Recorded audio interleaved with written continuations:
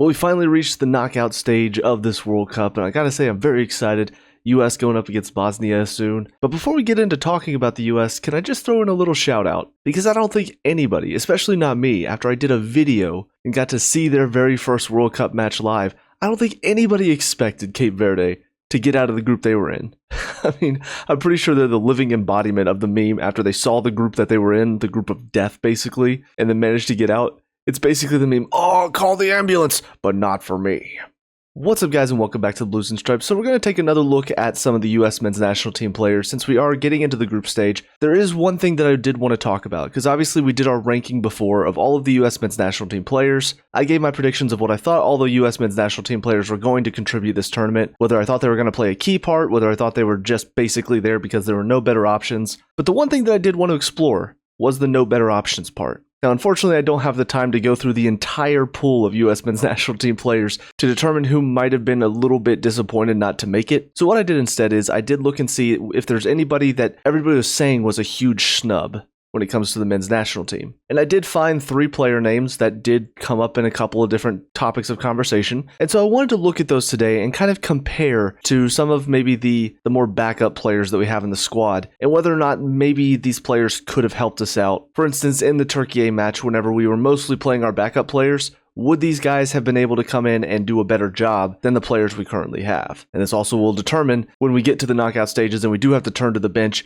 would any of these players have been able to come off the bench and give us some help? So we're going to get into that right now. So there were 2 players that were mentioned that were a bit more in the center defensive mid role range. So with that in mind, I am going to look at 2 of the players that we brought that are more defensive mids. And granted, we didn't bring a whole lot. The 2 main starters are McKennie and Adams, and then we have Berhalter and we have Roldan after those 2. So we're going to have a little bit of a refresher for Berhalter and Roldan. And there's also one other thing I wanted to look at to add another element to why they might have been brought or not brought. So just a reminder, he's 25 years old, plays for Vancouver. He did play 14 matches so far this season with an 8.01 rating, 6 goals, 4 assists, so pretty good. Although he is more of a defensive mid, he does get in the goals, he gets in the assists. Obviously, he had a really good goal against Turkey, and he also had an assist in that match, so it does show that he does bring a little bit more in the final third. But is that what you wanted a defensive mid? One thing I talked about in the Turkey match is our midfield was way too easy to play through because both him and McKennie, in my opinion, are a bit more of a further forward type of defensive mid. So who's going to be in the middle to make all the challenges and win the ball back? But the other thing that I did want to talk a little bit about is some of the friendlies that we played leading into the tournament. Because some of these friendlies might have been Pochettino trying to figure out who he's going to bring, who he can trust. And so I did want to look at some of their performances here as well. I'm not going to pull up all of the individual stats for these games, but we can at least look and see how many minutes he played in these matches. So he did play a full 90 against Uruguay. He did get a goal and assist. But after that, he had a couple of appearances in March against Belgium and Portugal. Didn't really do too much, but didn't play long against Belgium. And kind of same thing for Senegal and Germany. He started and played a decent amount against Senegal, and then he looks like he came off the bench against Germany. So none of these 4 performances are anything spectacular based on the ratings. Again, I'm not going to get too much into the stats because that would be a lot to go through for all these players, but it just kind of shows based on the past year or so, and even getting into the CONCACAF Gold Cup, you could see he was featuring a decent amount. So it's clearly somebody that Pochettino wanted to trust. He's not turning in phenomenal performances in the Gold Cup, very average performances, but it's somebody that Pochettino has been relying on. It's somebody that he has been giving a lot of time to, so it's not a big surprise that he is here. But just a reminder, so shooting-wise in the MLS this season, he's very high percentile in all of these stats. Passing as well, his successful passes isn't that great, and I think we've seen that in a couple of his cameo appearances so far this World Cup. He does give the ball away a decent amount. His passes are not super accurate, so that is something that is a concern, but he does complete a lot of passes, and again, he's got 4 assists. Successful crosses as well. We saw his corners against Turkey. He is providing a good amount, but again, we need a defensive midfielder. We need somebody who's going to be winning challenges and getting down to defending. Like you can see, he is in the higher percentile when it comes to defensive contributions, tackles, and interceptions. He does commit a lot of fouls, though. But here's the big stat for me, 14 times possession won in the final third, which tells me he's getting forward a lot with his defending. He's not sitting deeper. I wouldn't be surprised if a lot of these tackles and interceptions are happening further up the pitch, which is good. You want to win the ball further up the pitch. But when it comes to defending and being a defensive mid and holding that line, being the buffer in front of your defense, it doesn't seem like he does it that much. So that is something that I will say, while he does seem to do the attack side of it pretty well, he does get up in the attack, he does win the ball high up the pitch a lot, not really a defensive midfielder. And so with that, we move on to Christian Roldan, who also defensive midfielder. Just a reminder, he's played 12 matches so far for Seattle, 3 goals, 1 assist, 7.36 rating. As you can see with the friendlies, he is getting called up quite a bit for Pochettino. He's not playing a whole lot. He has played in all of these matches though. A couple of these he started. Looks like this one just came on right at the end. These two, he either just played the first half and was subbed or was subbed on at halftime. And then these two, he was probably subbed on late. But he is featuring. He is a part of this team. Although he didn't feature at the Gold Cup last summer, but you could argue we also didn't do too well at that Gold Cup. So who knows? Maybe, again, as I said when I first talked about him, there is a chance that this is the Jordan Henderson of the team. He's here for the experience. He's here because Pochettino wants an older head in the dressing room to keep everybody in line. So if that's the case, then he might not be here because of his stats, but looking at his stats anyway, see, shooting stats are pretty high for defensive mid. Passing wise, they're very average, slightly more successful passes than Berhalter, and he passes, I think, a little bit more as well. Defensively, 59 contributions, which is pretty good too. 25 tackles, 11 interceptions. You can see he does win the ball less in the final third, so again, that might speak to the idea that he is playing a bit deeper. But also one thing to keep in mind, where Berhalter only had 8 clearances, Roldan has had 22. And clearances, I don't know exactly what they mean by that on FOTMob, but in my mind, a clearance is the ball is in your defensive third, it's in your box, and you clear it, you get it out. So with that in mind, he is clearing the ball quite a bit, which tells me he is back there doing a lot of the defensive work too. And so like I was talking about, this is a defensive mid.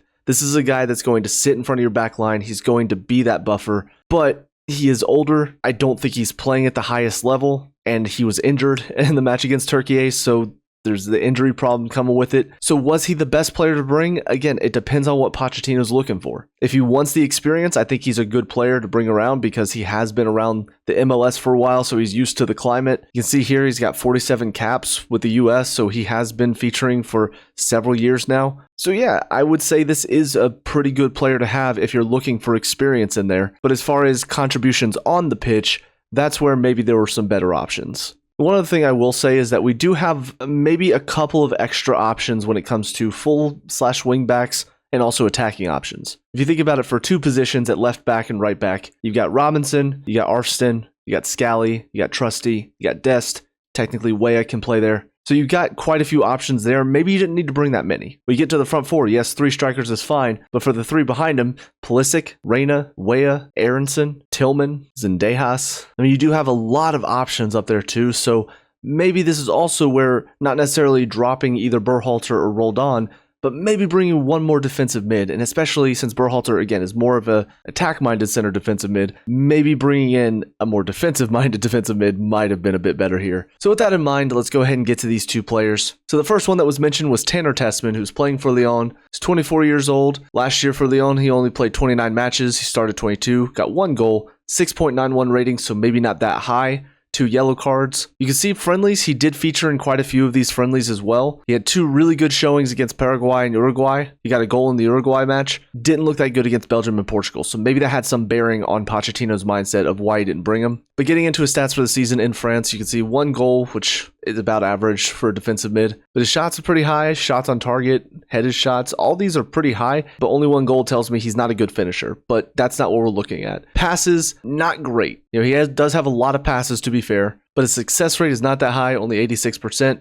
He does have a good amount of long balls, but very average accuracy. 13 chances created, 3 big chances created is very average for a defensive mid. Defensive contributions, though, he did do a decent amount of that. 110, 29 tackles, 14 interceptions, 13 block shots, 21 fouls committed. It's a little less than 1 per game, so it's actually pretty good for being a more defensive-minded player. 118 recoveries, pretty good. He won possession in the final third 7 times, 13 times he was dribble pass, 54 clearances, and 11 clean sheets.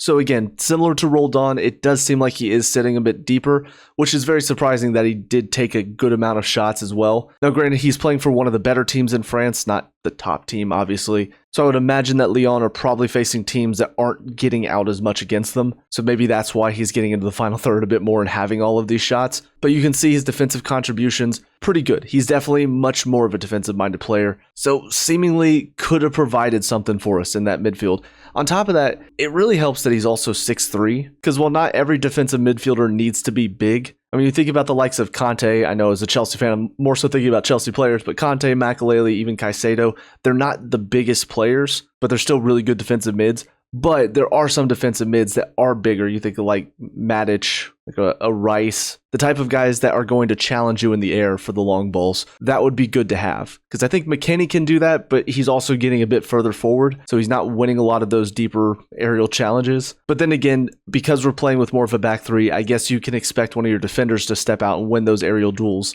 so that your defensive mid doesn't have to. So maybe that's also part of the thinking. But then we get to the other option, which is Aiden Morris, who plays for Middlesbrough. He's 5'10", 24 years old. He played 40 matches for them last season, so good number of matches. Started 37, 3 assists, 7.44 rating, 4 yellows, which for a defensive mid, it's about average, I would say. And as you can see here, also featured in quite a few of these friendlies. Had a really good game against Uruguay, really good game against Portugal as well, which, considering we lost that one 2-0, it's pretty impressive for him to come out with a 7.1 rating. Maybe not that great in his little cameo appearances here, and he also did not feature in the Gold Cup last summer. Now, obviously, Middlesbrough, one of the top teams in the championship, had the whole debacle with losing to Southampton, but then they ended up in the final because Southampton were spying on their training, which was really crazy. So it was very disappointing for him to not be able to win that final promotion playoff match against Hull. But getting into his stats, again, I know shooting is not necessarily something we're worried about with our defensive mids, but looking at it, decent amount of expected goals, a lot of shots on target, but no goals. So maybe his finishing's not the best, but that's not what we're really looking for here.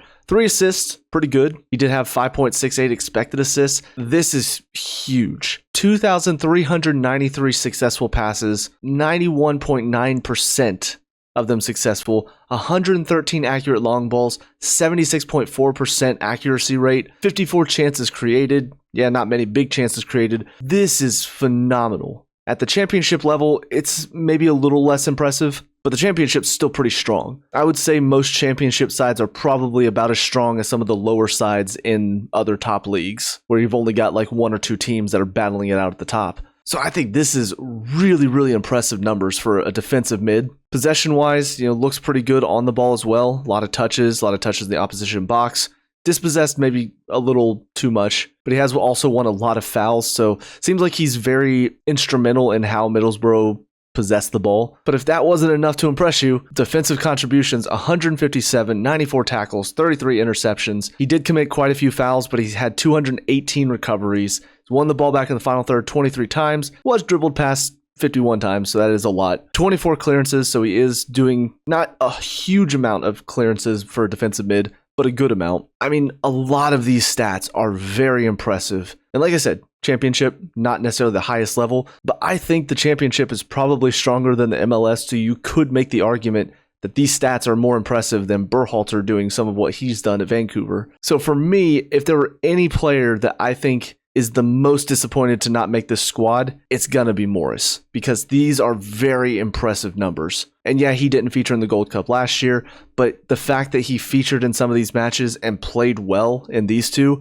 I think looking at what we have currently in the defensive mid role, I think he would have been a great addition to have, just to add a little bit of solidity in there, because it seems like he's a very solid player. So a little bit of a spoiler, but for me, Aiden Morris is the one player that I definitely would have brought, maybe over an Arfston, maybe over an Aronson, just to have a little bit more depth in the defensive mid third. Because while Adams and McKennie have been good, I do worry what happens if either of them pick up a knock in training. We don't really have the depth there. I think Aiden Morris would have been a great option for depth. But now we move on to 2 of the options that were brought in for the more attack-minded role, because the one other player that I heard mentioned as far as an option we could have brought is more of an attacking midfielder. And so I'll talk about the 2 players that maybe are a bit more bit part options. First of all is Alex Zendejas.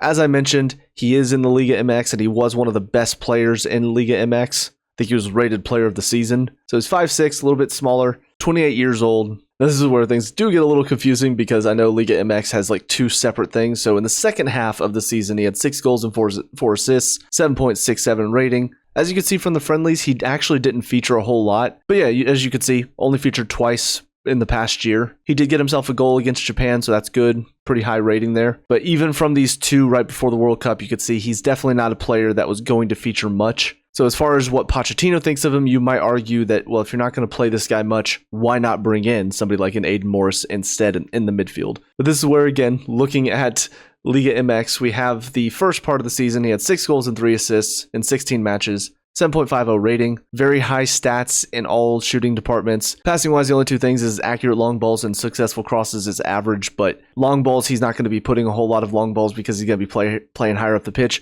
so I'm not as concerned about that. And then crosses, maybe could be a bit more accurate with his crosses, but he still did create a lot of chances, got 3 assists. So clearly he's not just a finisher, he's also a creator. Possession wise, he does pretty well too. He does get dispossessed a little bit too much. Obviously, he's not winning a lot of his aerial duels because he's 5'6". And then defending, he does contribute a decent amount as far as winning the ball back. So that was one half of the season. For the second half of the season, you see pretty much the same. Maybe the expected assist was a little low, but the fact that he got 4 still is pretty impressive. Again, the long balls and the crosses are the only weak part of his game when it comes to passing, and neither of those are hugely important for an attacking midfielder. Possession, maybe not as good in the second half of the season, and then defending, he didn't do quite as much. But still, very impressive. I know Liga MX is not one of the best leagues in the world, not quite up there with the top European leagues, but it's still a pretty good league. It's a very competitive league too. So I think a lot of these stats, they do look good on his resume. And then the other one to talk about that isn't featuring a whole lot right now is Brendan Aronson. Plays for Leeds, 5'10", 25 years old. He did feature 37 times this season with 4 goals and 5 assists, so pretty decent return for an attacking player, but his rating's a little low, 6.69. In the friendlies, he actually hasn't featured a whole lot. Against Paraguay is when he played the most, 80 minutes, 6.7, which isn't great. Yeah, didn't play at all against Belgium, didn't play at all against Senegal. He was at the Gold Cup last year, but he didn't play a whole lot there either, so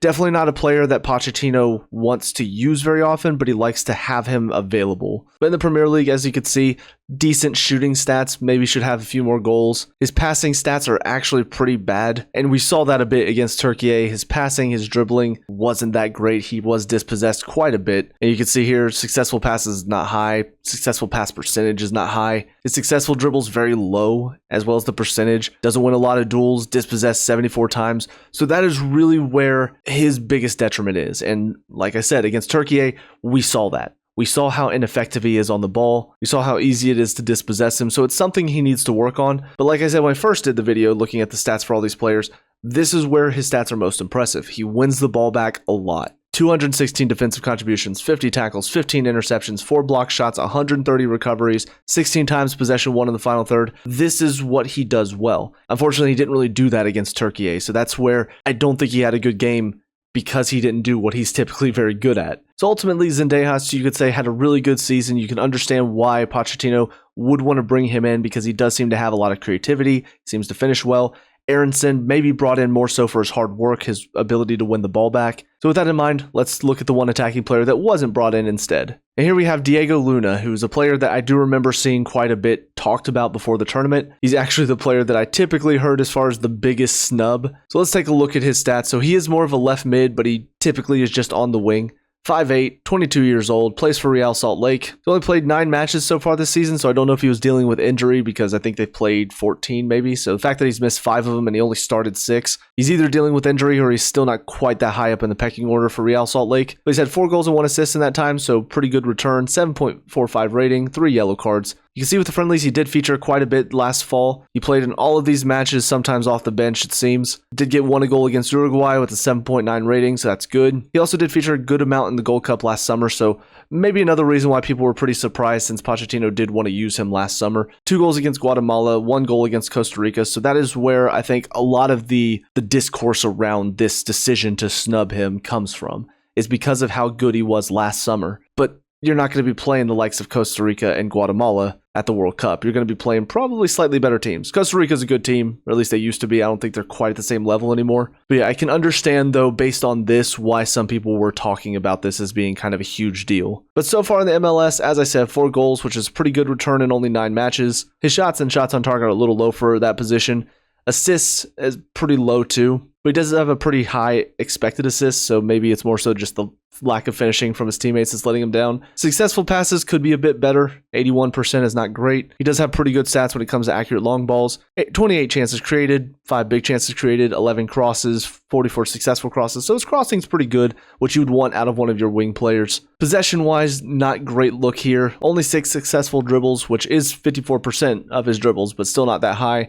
Only won 16 duels. He has been dispossessed 7 times, won 6 fouls. Defensively, he doesn't contribute a whole lot, but not necessarily expecting a lot of defensive contributions from your attacking players. But you can see these stats, they're pretty average, I would say. Now, in only 9 matches, maybe it's a bit more impressive, but these are not stats that are blowing anybody out of the water either. But I think the biggest thing for me is this right here, left mid / left wing. I think part of the problem why he's not featuring here is Pochettino realized the best way to get the best out of these players is with a back 3 with wingbacks. So unless he's going to play as a wing, or unless he's going to play a little bit more inside, I don't think he's going to be as effective. And since he has seemingly been playing more as a left wing for his club, maybe Pochettino looked at that and said, I don't need that type of player. I think you could argue maybe him or Zendejas, one of those two, because they're both seemingly scoring a decent amount. But I think Zendejas has just been having a better season so far for his club. So maybe that has something to do with it. But yeah, for me personally, again, I think this is where a lot of the commotion is surrounding his snub. I don't really think Pochettino was ever going to use him. So that'll do it for my thoughts, though. Again, I do think Aiden Morris could have provided us something defensively. I think we just needed a little bit more in the defensive midfield. I think we need somebody that can sit in front of our back line, just like Adams does, win the ball back, keep the other team from being able to counter on us so easily. So that would be the only one that I would say maybe could have been a bit better, but let me know down in the comments, what do you think of the 3 players that are talked about? Do you think any of them should feel very aggrieved for not being brought? And also, are there any players, especially when it comes to our center defense and our goalkeeper situation, which is the weakest part of the pitch for us, are there any players that you think probably could have been brought over the likes of Matt Turner, Matt Freese, Miles Robinson, Mark McKenzie? Do you think there's anybody that maybe would have provided a bit better backup option than they're going to do? Let me know. We can talk about and discuss all that good stuff. Leave a like and subscribe for future talks about the U.S. men's national team. And until next time, hope you guys have a great day. And I'll talk to y'all later. Peace out.